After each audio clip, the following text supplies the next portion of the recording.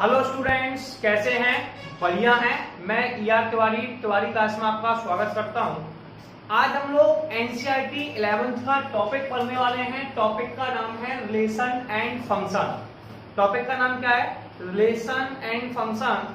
तो हम बात करेंगे कि रिलेशन और फंक्शन होता क्या है। रिलेशंस को हम जानते हैं, जैसे कि कोई भी रिलेशन हो सकता है। ऐसे मैंने कहा टू लाइंस आपस में परपेंडिकुलर है। कैसी हैं? टू लाइन आपस में परपेंडिकुलर हैं, तो ये आपका एक मैथमेटिकल रिलेशन हो गया। ऐसे किसी बेटे का मदर के साथ जो रिलेशन है वो आपका एक रिलेशन हो गया। दो लड़के आपस में फ्रेंड्स हैं, तब भी वो आपके एक रिलेशन में आ गए। सबसे पहले हम इसमें बात करेंगे ऑर्डर्ड पेयर की। क्या सबसे पहला टॉपिक हमारे पास है ऑर्डर्ड पेयर। तो आपको बात करनी पड़ेगी कि ये ऑर्डर्ड पेयर क्या होता है। जब किसी वैल्यू को हम लोग एक स्पेसिफिक ऑर्डर में लिखते हैं, किसमें लिखते हैं? If two elements are written in specific order, ठीक है, फॉर्म अ ऑर्डर्ड पेयर, तो उसे ऑर्डर्ड पेयर कहते हैं। जैसे कि हमने अभी लिखा हुआ है कि ब्रैकेट में ए बी, ये हमारा ऑर्डर्ड पेयर है। क्या है? Ordered pair. इस ऑर्डर्ड पेयर में होता क्या है बताइए? ये हमारा कौन है? ऑर्डर्ड पेयर है। इस ऑर्डर्ड पेयर में हमारा क्या होगा बताइए? तो ऑर्डर्ड पेयर कैसे है, ये समझ आया आपको? इसमें सबसे पहले ऑर्डर्ड पेयर में लिखने के लिए किसी चीज को पहले ब्रैकेट में लिखा जाता है और उसे कॉमा से सेपरेट किया जाता है। क्लियर है? Cartesian product of set. अगर हमारे पास कोई भी इसमें कार्टेशियन प्रोडक्ट पढ़ते हैं, two non empty set P and Q, ठीक है, पी और क्यू हमारे पास दो नॉन एम्प्टी सेट हैं। इसका मतलब हमारे पास कम से कम दो वैल्यू है जिनके पास कोई ना कोई वैल्यू जरूर है, ठीक है। उनका जब हम लोग प्रोडक्ट करते हैं P into Q, non empty मतलब इनके पास, तो इसे जो P क्रॉस क्यूब है इसे हम लोग ऑर्डर्ड पेयर कहते हैं। सॉरी, इसे हम लोग कार्टेशियन प्रोडक्ट कहते हैं। क्या कहते हैं? कार्टेशियन प्रोडक्ट कहते हैं। अब इसे सॉल्व कैसे करना है उस पर बात करते हैं। देखिए, सबसे पहले से समझने से पहले कुछ प्रॉपर्टी समझ लेते हैं। जैसे कि हमारे पास कोई भी ऑर्डर्ड पेयर है, एक है ए बी और एक है सी डी।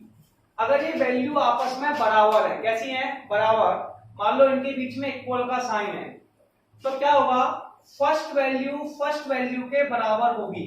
तो ए किसके बराबर होगी बेटा? सी के, और बी किसके बराबर होगी? डी के। तभी ये आपस में इक्वल हो सकती हैं, अदरवाइज इसमें इक्वल नहीं हो सकती। फर्स्ट वैल्यू सेकंड वैल्यू के इक्वल नहीं हो सकती है। अगर ये आपस में इक्वल है तो कंडीशन क्या होती है? पहली वैल्यू के बराबर होती है और दूसरी वैल्यू के बराबर होती है। इसे हम लोग डिफाइन करते हैं। अब ऐसे हमने इस पे एक न्यूमेरिकल बनाया जो कि आपकी एनसीईआरटी एक्सरसाइज 2.1 का है। किसका है? एक्सरसाइज 2.1 का।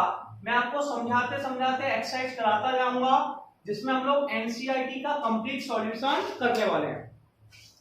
इसमें जैसा हमने बात की कि अभी ये ऑर्डर्ड पेयर में फर्स्ट वैल्यू पहले के बराबर होती है, यानी कि x/3 + 1 ये किसके बराबर होगी? 5/3 के।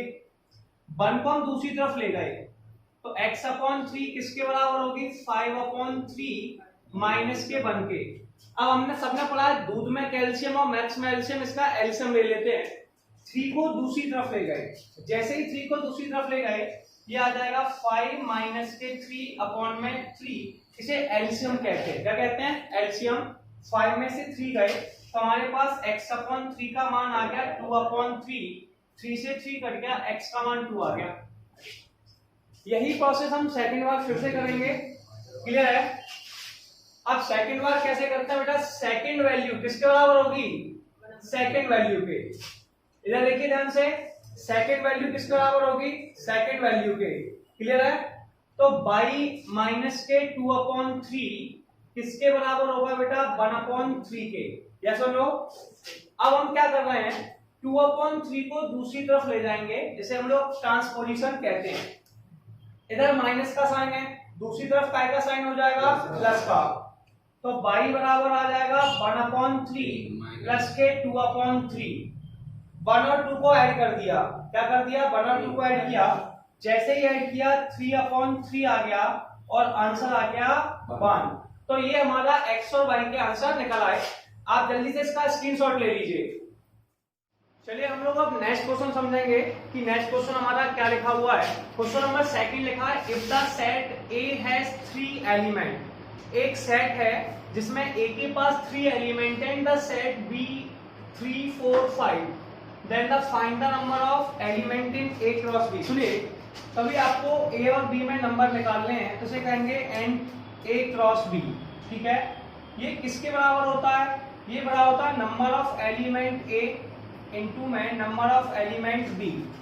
कभी भी आपको ए और बी का क्रॉस निकालना है तो आपके पास क्या हो जाएगा? Number of element in A और number of in element B. अब सुनिए, सबसे पहले क्वेश्चन में दिया था कि ए के पास 3 एलिमेंट हैं। ए के पास कितने एलिमेंट हैं? 3 एलिमेंट हैं। तो एन ए के पास हमारे कितने एलिमेंट हैं? 3। अब बी के पास हमारी कितनी वैल्यू है? बी के पास वैल्यू है 3 4 5। कितनी है बेटा? अब इसे मैं काउंट करता हूं, 1 2 3। तो आपके पास बी के पास कितनी वैल्यू है? 3। तो n का मतलब है नंबर, b मतलब ऑफ एलिमेंट b। तो नंबर ऑफ एलिमेंट b के पास कितनी है? 3। हमें निकालना है n a cross b। Number of element a b में कितने हैं? तो ये होता है n number of a into में नंबर ऑफ b। a में हमारे पास कितनी वैल्यू है? ए में हमारे पास 3 वैल्यू है और बी में भी हमारे पास कितनी वैल्यू है? 3। तो ए में 3 वैल्यू है, बी में 3 वैल्यू है और आप सभी जानते हैं 3 का 3 में मल्टीप्लाई हो जाएगा 9। इसका मतलब है कि एन ए क्रॉस बी का आंसर 9 होगा। क्या आपको क्वेश्चन क्लियर? आइए अब हम लोग नेक्स्ट क्वेश्चन देखेंगे। क्वेश्चन नंबर 3, इसमें क्या लिखा है? g = 7 8, h = 5 4 2, find g into h and h into g। इसे क्रॉस कहते हैं, G क्रॉस H। क्या? G क्रॉस H ये आप लोगों का कार्टेशियन प्रोडक्ट है। क्या है? कार्टेशियन प्रोडक्ट में बेटा हम इसे ऑर्डर्ड पेयर के फॉर्म में लिखते हैं। किसके फॉर्म में लिखते हैं? ऑर्डर्ड पेयर के फॉर्म में लिखते हैं। यस और नो? सबसे पहले हम G का मान लिखेंगे। तो G का मान देखिए, यहाँ पर सबसे पहले G है, इसलिए G का मान लिखेंगे जो हमारा 7 8 आने वाला है। कितना आने वाला है? 7 8। दूसरा जो आंसर है वो हम h का लिखने वाले हैं। किसका लिखने वाले हैं? h का, जो 5 4 और 2 आने वाला है। क्लियर? अब इसको देखिए कार्टेशियन प्रोडक्ट करते कैसे? इसे ऑर्डर्ड पेयर के फॉर्म में लिखते हैं। सबसे पहले आप कुछ मत कीजिए, करली ब्रैकेट लगा दीजिए। हमने करली ब्रैकेट लगा दिया। पहले 7 का कार्टेशियन प्रोडक्ट 5 में होगा तो ऑर्डर्ड पेयर में 7 5 लिखा, फिर इसे ब्रैकेट से क्लोज कर दिया। फिर 7 का मल्टीप्लाई भैया नेक्स्ट वैल्यू में हो जाएगा 4 में, तो इसे सेपरेटेड करते हैं कॉमा से, 7 4 हो गया। फिर 7 का मल्टीप्लाई 2 में हो जाएगा तो इसे 7 2 लिख देंगे कॉमा से सेपरेट। यही सेम प्रोसेस आपको 8 के साथ करनी है। 8 का पहले 5 के साथ, तो 8 का ऑर्डर्ड पेयर 5 के साथ बन गया, 8 5 हो गया। इसके बाद आप लोग 8 का जो दूसरा वाला करने वाले हैं वो 4 के साथ करेंगे, तो आपका हो जाएगा 8 4, फिर आपका हो जाएगा 8 2। समझ में आया? इस तरीके से हम इन वैल्यूओं को लिख लेते हैं। तो ये हमारा g into h की वैल्यू आ चुकी है। अब हमें जो वैल्यू निकालनी है, तो पहला वाला ये आपके पास हो गया। इसे हम लोग कार्टेशियन प्रोडक्ट कहते हैं। क्या कहते हैं? Cartesian product. इसके बाद दूसरी वैल्यू है g into h हो गया। अब हमारे पास नेक्स्ट वैल्यू है h into g। क्या है? h into में g। अब हम लोग h into g निकालेंगे, तो h क्रॉस g कैसे निकालते हैं इसका बात करेंगे। सबसे पहले h का मान लिखना है। h का मान है 5 4 2। यस और नो? फिर हमने क्रॉस लगाया, फिर g का वैल्यू लिखी, g की वैल्यू है 7 8। यस और नो? इसका हम लोगों को कार्टेशियन प्रोडक्ट निकालना है। क्या निकालना है? कार्टेशियन प्रोडक्ट को बेटा ऑर्डर्ड पेयर के फॉर्म में लिखते हैं। पहले 5 का मल्टीप्लाई 7 में करेंगे। ठीक है, तो जैसे ही 5 का 7 में करेंगे तो हो जाएगा 5 7। ठीक है, फिर 5 का हम करेंगे 8 में, तो 5 8। अब ये आपस में सेपरेटेड रहते हैं कॉमा से। फिर 4 का 7 के साथ, 4 का 8 के साथ, तो आप लिखेंगे 4 7 और 4 8। ठीक है, सेपरेटेड बाय कॉमा। फिर 2 का 7 के साथ, 2 का 8 के साथ, तो 2 7 और 2 8। ये आप लोगों का कार्टेशियन प्रोडक्ट हो गया। समझ में आया आप लोगों को? मेरे ख्याल से क्लियर होगा। जल्दी से स्क्रीनशॉट लीजिए। अब हम देखेंगे क्वेश्चन नंबर 4। लिखा हुआ है state whether each of the following statements are true और फॉल्स। जो आपको स्टेटमेंट दिए हैं वो ट्रू है कि फॉल्स है, आपको बताना है। If statement is false rewrite the given statement correctly. जैसे कि देखिए सबसे पहले स्टेटमेंट को देखते हैं। पहला स्टेटमेंट है हमारे पास इफ P की वैल्यू है m इंटू एन और Q की वैल्यू है n इंटू एम और P इंटू क्यू बराबर m n और n m। सुनिए P के पास कितनी वैल्यू है 2, Q के पास कितनी वैल्यू है 2। और मैंने अभी थोड़ी देर पहले आपको प्रॉपर्टी बताई थी कि जब भी दो वैल्यू का क्रॉस प्रोडक्ट निकालते हैं n a क्रॉस b निकालते हैं। क्या निकालते हैं? n a cross b। तो बेटा वो na इंटू nb के बराबर होता है, यानी कि n number of a cross multiply में नंबर ऑफ b। ठीक है, इसमें दो वैल्यू है, इसमें दो वैल्यू, टोटल मल्टीप्लाई हो गया 4 वैल्यू है। इसमें अभी 4 वैल्यू नहीं लिखी हुई है, इसलिए अभी ये स्टेटमेंट ट्रू नहीं है, यानी कि मल्टीप्लाई सही नहीं है। अब मैं पहले क्वेश्चन को रीराइट करता हूं। सुनिए पहले मेरे पास है p क्रॉस q, ये बेटा कार्टेशियन प्रोडक्ट है। इसमें सबसे पहले p का मान लिखेंगे जो कि mn है। कौन है? mn। उसके बाद हम लोग लिखेंगे q की वैल्यू जो है nm। अब इसमें मल्टीप्लाई करते हैं। क्या करते हैं? मल्टीप्लाई। कैसे करेंगे? पहले m का मल्टीप्लाई n में, फिर m का मल्टीप्लाई n में। ये कार्टेशियन प्रोडक्ट है और इसे हम लोग लिखते हैं ऑर्डर्ड पेयर में। किसमें लिखते हैं? ऑर्डर्ड पेयर में। सबसे पहले m का मल्टीप्लाई n में किया तो m कॉमा n, इसे ब्रैकेट में लिखते हैं और कॉमा से सेपरेट करते हैं। फिर m का m में किया mm, ठीक है, कॉमा से सेपरेट। फिर हम सेकंड n का मल्टीप्लाई करेंगे, n का मल्टीप्लाई n में करेंगे तो n इसे भी कॉमा से सेपरेट किया। फिर n का m में किया तो ये हो जाएगा nm और इसे भी कॉमा से सेपरेट किया। अब ये वैल्यू और ये वैल्यू मैच नहीं कर रही थी, इसलिए पहला वाला स्टेटमेंट फॉल्स था और इसको हमने रीराइट करके लिख दिया। ठीक है, सेकंड वाले को देखते हैं। If A and B are two non-empty sets, then A cross B is non-empty set of such that ordered pair x y, x belongs to B और y belongs to A। सुनिए इसमें सबसे पहले क्या लिखा हुआ है? A, इसलिए इसमें A को पहले लेना था। फिर उसके बाद क्या लिखा हुआ है? B, इसलिए पहला वाला हो जाएगा x belongs to A and y belongs to B। दूसरे नंबर पर कौन लिखा है? B। तो इसका रीराइट स्टेटमेंट होगा कि ऑर्डर्ड पेयर में लिखने में कि पहली वाली वैल्यू यहाँ पर A होना चाहिए था और यहाँ पर B होना चाहिए था, तो गलत लिखा है, उल्टा लिख गया है, इसलिए फॉल्स स्टेटमेंट है। कैसा है? फॉल्स। और अगर इसे हमें करेक्ट करना है, क्या करना है? करेक्ट। तो पहली जगह कौन लिखा है? नंबर पर A, इसलिए x belongs to A आ जाएगा। दूसरे नंबर पर कौन लिखा है? B, इसलिए y belongs to B आ जाएगा। इसे देख के आप बता सकते हैं। क्लियर है? अब A भी क्लियर हो गया। अब हम तीसरे स्टेटमेंट के पास चलते हैं। तीसरा स्टेटमेंट है A cross B intersection phi. देखिए B और फाई का इंटरसेक्शन, मैं इसके पहली वाली एक्सरसाइज में आपको बता चुका हूं। इंटरसेक्शन, तो इन दोनों के पास कॉमन क्या होगा? दोनों के पास जो वैल्यू कॉमन है वो हमारी फाई है। कौन है? B का जब फाई के साथ इंटरसेक्शन करेंगे तो फाई आ जाएगा। ठीक है, तो A का जब क्रॉस प्रोडक्ट, जब इसकी एक प्रॉपर्टी है किसी भी वैल्यू का जब कार्टेशियन प्रोडक्ट फाई के साथ किया जाता है, किसके साथ किया जाता है? फाई के साथ, तो आंसर हमेशा फाई आता है। क्या आता है? आंसर हमेशा क्या आता है? फाई।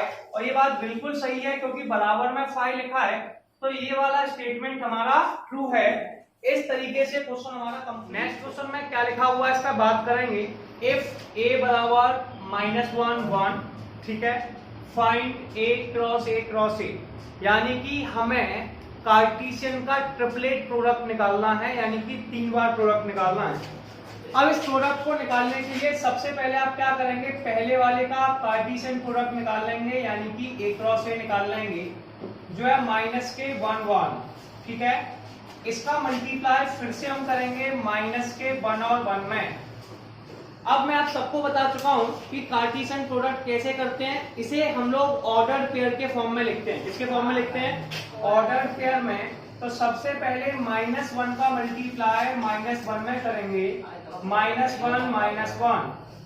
फिर इसका मल्टीप्लाई सेकंड वैल्यू में करेंगे, -1 1। समझ में आया? सबसे पहले हम लोगों ने क्या किया, कोई भी वैल्यू हमारे पास है उसका हम लोगों ने मल्टीप्लाई किया। क्या किया? मल्टीप्लाई।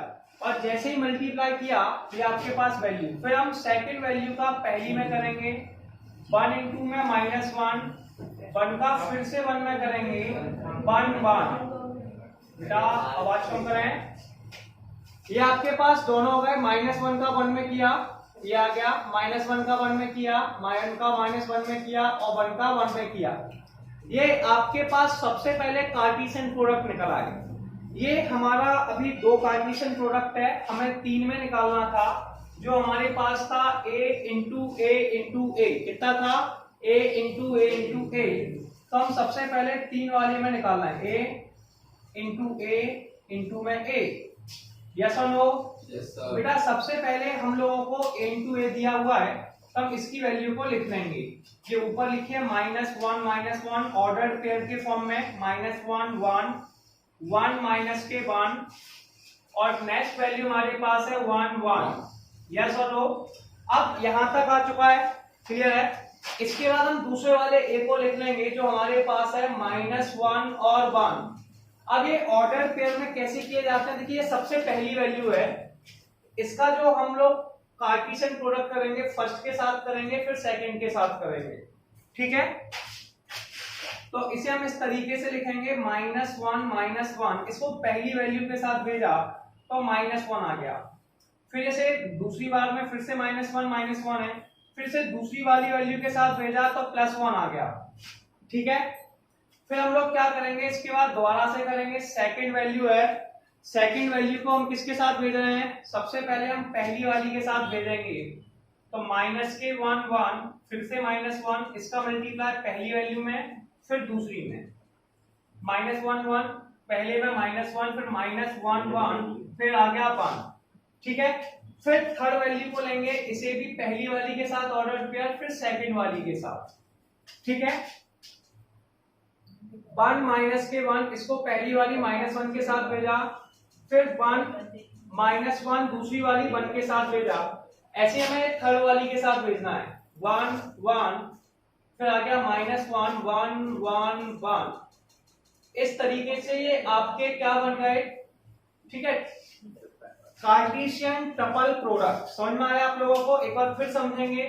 फर्स्ट वैल्यू का फर्स्ट में करते हैं, सेकंड का फिर फर्स्ट का सेकंड में, फिर सेकंड का फर्स्ट में, इस तरीके से हम ऑर्डर्ड पेयर बनाते हैं। फिर a × a लिखा, फिर पहली वैल्यू को पहली के साथ दूसरी के साथ ऑर्डर पेयर, फिर सेकंड वैल्यू को फर्स्ट के साथ और सेकंड के साथ ऑर्डर पेयर, फिर से थर्ड वैल्यू का पहली और दूसरी के साथ ऑर्डर पेयर, और फोर्थ वैल्यू का भी पहली और दूसरी के साथ ऑर्डर पेयर। इस तरीके से हमने कार्टेशियन ट्रिपल प्रोडक्ट निकाल लिया। चलिए अब हम लोग नेक्स्ट क्वेश्चन देखेंगे। इफ a क्रॉस b बराबर ax ay bx और by, फाइंड a और b। ये बहुत आसान क्वेश्चन है। देखिए a यहाँ पर पहले नंबर पर लिखा हुआ है, पहले नंबर पर लिखा होने का मतलब यह है कि हमें a की वो वैल्यू होगी जो पहले नंबर पे है। तो पहले नंबर पर कौन है? स्मॉल a है, क्योंकि इसका मल्टीप्लाई x और y में होगा, और स्मॉल b है, इसलिए हमारे पास a का मान हो जाएगा स्मॉल a और स्मॉल b। सही है। अब b का दूसरा प्रोडक्ट निकालना है जो सेकंड नंबर पे है, यहाँ पे x और y है। क्या है? x और y। तो दूसरे नंबर की वैल्यू हमारी हो जाएगी x और y, और इस तरीके से क्वेश्चन नंबर 6 हमारा कंप्लीट हो गया। फिर समझ लेते हैं, क्वेश्चन नंबर 6 में a क्रॉस b का मान दिया था, उसमें a और b का मान पूछा। हमने कार्टेशियन प्रोडक्ट में बताया था जो पहले नंबर पे है वो पहले नंबर की वैल्यू के इक्वल होगा। तो a हमारा पहले नंबर पे a मतलब a का मल्टीप्लाई हमने पहले x में किया होगा, फिर a का मल्टीप्लाई y में किया होगा, इसलिए पहले नंबर की a और स्मॉल b ये आपकी कैपिटल A की वैल्यू होगी, मतलब पहला एलिमेंट है। ठीक है। b का जो दूसरा मान है वो x और y के बराबर है, तो x और y हो गया। समझ में आ गया? तो ये आपके पास क्वेश्चन नंबर 6 हो गया। ठीक है। तो क्वेश्चन नंबर 6 में आपको कुछ नहीं करना था, a का मान a भी लिखना, b का मान x y, क्लियर हुआ? इसे मैं रफ कर दूं, ये मैंने रफ कर दिया क्वेश्चन नंबर 6। 7 के पास चलते हैं। 7 में सबसे पहला क्वेश्चन है, देखिए A cross B intersection C। सबसे पहले आपको B इंटरसेक्शन C निकालना पड़ेगा। B इंटरसेक्शन C का मतलब है सबसे पहले B का मान लिखो 1 2 3 4। कितना है? 1 2 3 4। क्लियर है? फिर इसके बाद क्रॉस, फिर आप लोगों को C का मान लिखना है। किसका मान लिखना है? C का। C का मान है 5 6। कितना है? 5 6। अब इंटरसेक्शन का मतलब ये होता है वो वैल्यू जो दोनों के पास कॉमन होती है। क्या होती है? वो वैल्यू जो दोनों के पास कॉमन होती है उसे इंटरसेक्शन कहते हैं। दोनों के पास कोई वैल्यू कॉमन है? जी बिल्कुल नहीं है। देखिए इसमें है 1 2 3 4 और यहाँ पर है 5 6। दोनों के पास कोई वैल्यू कॉमन है? जी बिल्कुल नहीं है। अगर दोनों के पास कॉमन नहीं है तो इसका आंसर 5 आने वाला है। क्या आने वाला है? 5। जब किसी वैल्यू के पास कोई वैल्यू नहीं होती है तो हमें उसमें आंसर लिख देते हैं 5। क्या लिख देते हैं? 5। सबसे पहले हम लोग क्या करेंगे? LHS ले लेंगे। क्या ले लेंगे? LHS। ठीक है, LHS हमारे पास है A cross B intersection C। A का मान है भैया 1 2। इसका कार्टेशियन प्रोडक्ट हम कर रहे हैं B इंटरसेक्शन C के साथ, जिसका आंसर 5 आ चुका है। जब भी किसी वैल्यू का कार्टेशियन प्रोडक्ट 5 के साथ करते हैं, 5 मान लीजिए 0 है जिसके पास कोई एलिमेंट नहीं है, तो जब किसी भी का वैल्यू का कार्टेशियन प्रोडक्ट 5 के साथ करते हैं तो उसका आंसर हमारा 5 आता है। तो LHS की वैल्यू 5 आ गई। अब हम जब RHS के पास जाएंगे तो पहले उसमें A क्रॉस B है, फिर उसमें A क्रॉस C है। तो सबसे पहले हम A क्रॉस B निकाल लेंगे। मैं आपको A क्रॉस B निकाल के दिखाता हूं। सुनिए, A का मान मेरे पास लिखा है 1 2 जो आप सभी को दिखाई दे रहा है। B का मान क्रॉस आपके पास प्रोडक्ट है 1 2 3 4। कितना है बेटा? 1 2 3 4। ये मेरे पास वैल्यू है। ठीक है, अब B का इन दोनों का मैं मल्टीप्लाई करना है। मैं आपको कई बार कार्टेशियन प्रोडक्ट बता चुका हूं कि पहली वैल्यू का मल्टीप्लाई पहले इन चारों वैल्यू में होगी, जिसे हम ऑर्डर्ड पेयर में लिखते हैं। पहले 1 का 1 में, फिर 2 में, फिर 3 में, फिर 4 में आपका ऑर्डर्ड पेयर बन जाता है। इसे हम लोग कार्टेशियन प्रोडक्ट कहते हैं। अब सुनिए, पहले 1 का मल्टीप्लाई 1 में किया 1 1। ठीक है, फिर 1 का मल्टीप्लाई 2 में किया, 1 का मल्टीप्लाई 3 में किया, 1 का मल्टीप्लाई 4 में किया। यस और नो? फिर 2 का मल्टीप्लाई 1 में किया, 2 में किया, 3 में किया, 4 में किया। 2 का किस में किया? 1 में, फिर भैया 2 में, फिर किस में किया? 3 में, फिर हमने किया 4 में। ये अभी जो आंसर आपका आया है ये A क्रॉस B का आया हुआ है। समझ में आ गया? अब एक चीज देखेंगे, अब हम दूसरी जो वैल्यू निकालना है वो A क्रॉस C निकालना है। क्या निकालना है? A cross C। A का मान है 1 2 क्रॉस C का मान है 5 6 जो आपको ऊपर दिखाई दे रहा है। C का मान 5 6 है। इसका हमें क्रॉस प्रोडक्ट निकालना है। पहले 1 का मल्टीप्लाई 5 में, फिर 1 का मल्टीप्लाई 6 में, जिससे आंसर आएगा 1 5 1 6। फिर हम 2 का मल्टीप्लाई 5 में और 6 में करेंगे तो आंसर आएगा 2 5 2 6। यस और नो? अब ये आपके पास दोनों आ गए। अब हमने ये क्यों निकाले थे? क्योंकि हम RHS सॉल्व करना चाह रहे थे। अब हमने RHS लिया। RHS में मेरे पास है A cross B intersection A cross C। हम सब जानते हैं इंटरसेक्शन क्या होता है। वो वैल्यू जो A क्रॉस B और A क्रॉस C दोनों के पास होती है, यानी कि दोनों के पास कॉमन है, उसे इंटरसेक्शन कहते हैं। अब आप चेक कीजिए, क्या 1 1 इसके पास है? नहीं। 1 2 नहीं, 1 3 नहीं, 1 4 नहीं, 2 1 नहीं, 2 2 इसके पास नहीं है, 2 3 भी नहीं है, 2 4 भी नहीं है। तो A क्रॉस B और A क्रॉस C में कोई भी वैल्यू कॉमन नहीं है। अगर कोई भी वैल्यू कॉमन नहीं है इसका मतलब इसका आंसर 5 आ जाएगा। पहले आप इसका मान लिखिए A क्रॉस B का, फिर A क्रॉस C का लिख लीजिए, फिर आप बता देंगे कि दोनों में कोई भी वैल्यू कॉमन नहीं है, इसलिए इसका आंसर 5 आ जाएगा। क्या आ जाएगा? 5। चलिए अब हम लोग नेक्स्ट क्वेश्चन देखते हैं कि हमारे पास नेक्स्ट क्वेश्चन क्या लिखा हुआ है। क्वेश्चन में हमें दिया हुआ है कि A का मान है 1 2। कितना है? 1 2। B का मान है 3 4 क्वेश्चन हमसे कह रहा है कि इसका A इन क्रॉस B यानी कि कार्टेशियन प्रोडक्ट निकालिए। तो सबसे पहले आप निकालेंगे A क्रॉस B। इसमें सबसे पहले आप A का मान लिख दीजिए जो 1 2 है, फिर आप B का मान लिख दीजिए जो कि 3 4 है। इसके बाद मल्टीप्लाई कीजिए। मल्टीप्लाई कैसे करते हैं, पहली वैल्यू का सबसे पहले 3 में करेंगे, फिर 4 में करेंगे। किस में करेंगे, 3 में 4 में, फिर 2 का मल्टीप्लाई 3 में करेंगे, फिर 4 में करेंगे। इसे लिखने का जो पैटर्न होता है वो पैटर्न हमारा ऑर्डर पेयर होता है। क्या होता है, ऑर्डर पेयर। तो हम इसे लिख देंगे ऐसे 1 का 3 के साथ ऑर्डर पेयर, 1 का 4 के साथ, ऐसे ही 2 का 3 के साथ और 2 का 4 के साथ। इस तरीके से हमारे ऑर्डर पेयर बनते हैं। इसके बाद हमने क्या देखा, तो उसने कहा कि सबसे पहले A इंटू बी लिखिए। अब इसमें हम पूछेंगे कि number of A into B में कितने एलिमेंट है, मतलब A क्रॉस B में कितने एलिमेंट है। इसे कार्टेशियन प्रोडक्ट कहते हैं। क्या कहते हैं, Cartesian product. A cross B में कितने एलिमेंट हैं, 1 2 3 4, या फिर A में 2 है और B में भी 2 है। इसे लिखते थे Na इंटू में Nb equal to 2 into 2 equal to 4। अब वो पूछ रहा है इसमें कितने सबसेट्स होंगे, हाउ मेनी सबसेट्स। ठीक है, तो अपन बताएंगे कि number of subsets, number of subsets. तो नंबर ऑफ सबसेट्स होते हैं 2 की पावर n, यानी कि 2 की पावर 4, यानी कि आ गए 16। अब इनको लिखना है, लिखना बहुत आसान होता है। जैसे मान लीजिए घर में एक सब्जी का नाम है 1 3, एक का नाम है 1 4, एक का नाम है 2 3 और एक का नाम है 2 4। इस तरीके से घर में सब्जी बनी हुई है और हमसे पूछा जा रहा है कि इन सब्जियों को आप लोग कैसे खाए, सब्जी या फिर खाना बनाया तो कैसे खा सकते हैं। इसका सबसे सिंपल तरीका होता है सबसेट्स लिखने का।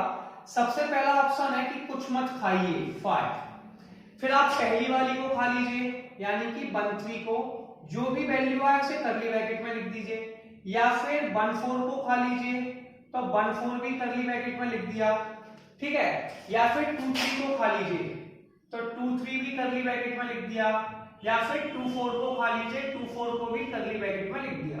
ठीक है, इसके बाद 1 के 1 3 के साथ आप मिक्सर कर सकते हैं किसी भी एक वैल्यू का। तो आप लिख सकते हैं पहले 1 3, इसके साथ आप ले सकते हैं 1 4 को, तो एक ये हो गया। या फिर आप कर सकते हैं कि 1 3 के साथ आप ले सकते हैं 2 3 को। किसको, 2 3 को, इसके साथ आपने इसका पेयर बना दिया, फिर 1 3 के साथ आपने 2 4 का पेयर बना दिया। तो नेक्स्ट आपके पास बन गया 1 3 का बन गया सबसेट 2 4 के साथ में। ठीक है, ये भी हो गया, क्लियर है। फिर ऐसे ही 1 4 का बनाओ, 1 4 का किसके साथ बनाओगे, 2 3 के साथ। किसके साथ, 2 3 के साथ, क्लियर है।